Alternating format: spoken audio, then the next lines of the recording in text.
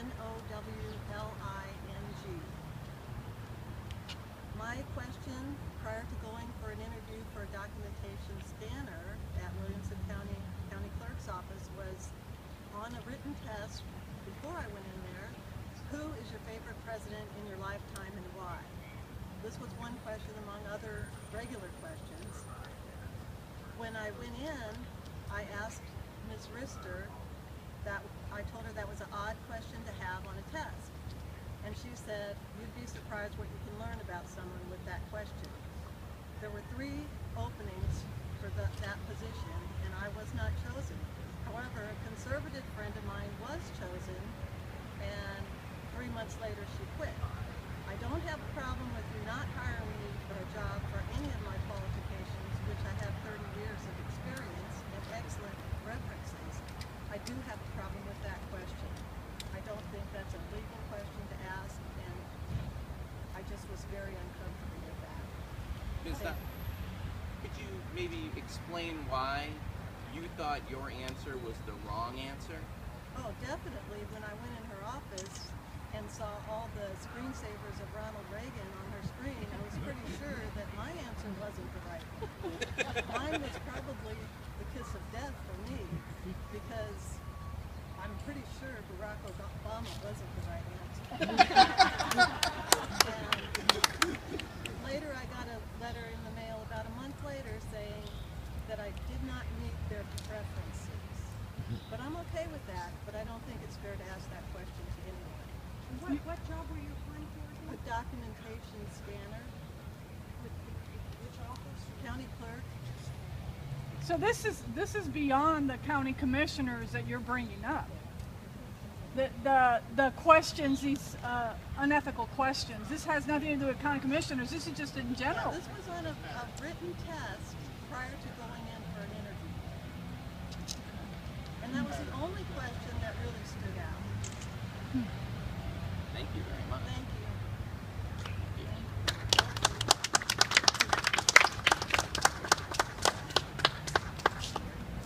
So is it your assertion that these kinds of questions are happening system-wide throughout the county? I think that this shows it's clear there is a systematic Williamson County governmental effort to steer and control the beliefs of its employees and its citizens, and it's unconstitutional. We really want to encourage folks to step forward and tell us about what has happened to them, because there's more going on here. And the commissioners in Williamson County, as you will see, the commissioners have said that questions like these would never be asked in an interview if it didn't lead to an elected position.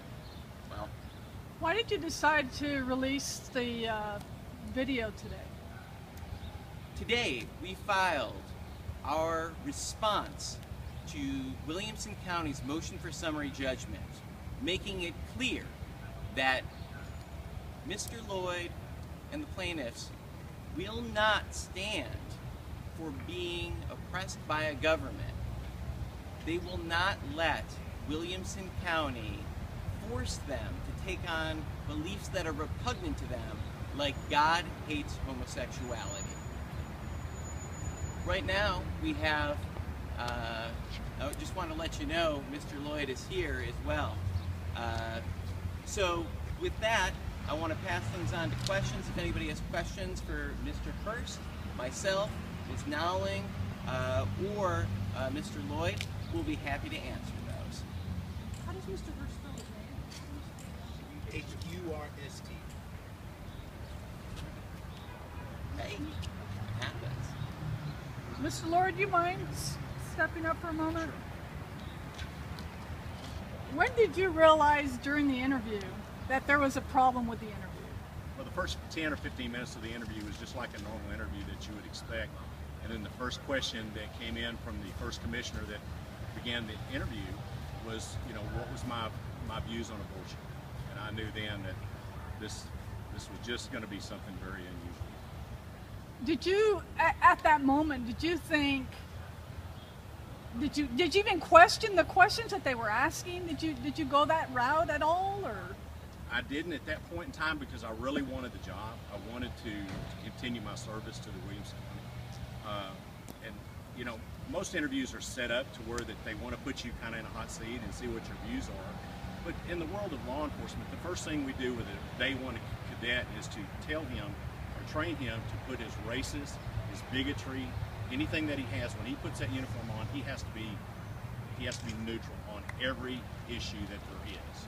And the problem with that is, it's just, I never thought that I would have to hate a gay person to get an appointment to a job. I never thought that would be an issue, and that's what this whole really thing turned out to be. Bottom line, what do you hope the end result of this will be? To draw attention to what's going on, and so that it won't happen to someone else. Do you think that some of those people in the positions they're in don't need to be there? That's tough for me to say because I don't know what else they've done, but based on their views and their service to this community, the fairness and the equal service to all, and I don't care, Democrat, Republican, gay, homosexual, black, white, you've got to serve the people fairly and equally, just like I've done for 28 years in law enforcement.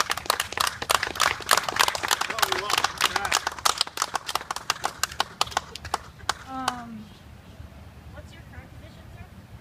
I'm now working for Burnett County Sheriff's Department. Okay.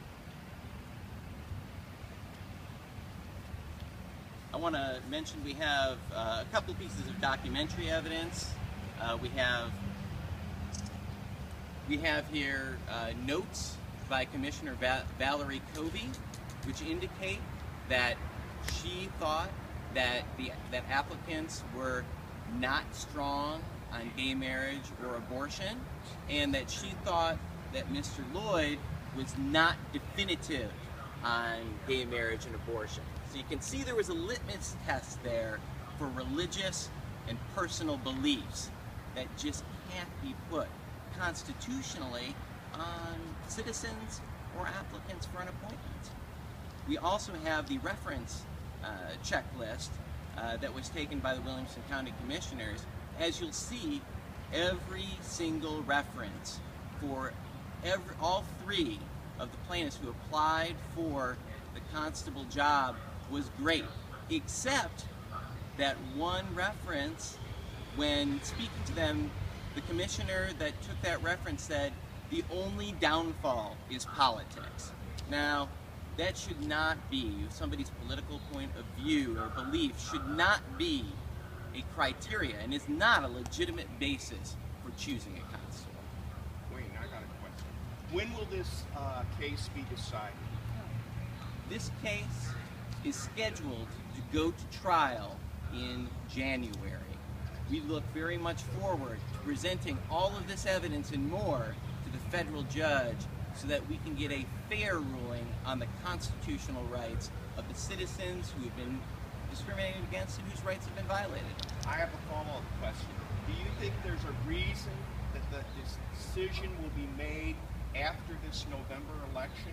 Was there any way that we could have gotten a decision before the election so that this could be a legitimate campaign issue? If they were found guilty before November 4th, then it would make the political questions a lot more relevant. That one I don't have much for you on. I have no idea whether or not or how exactly the trial date might interact with all that. Did you say that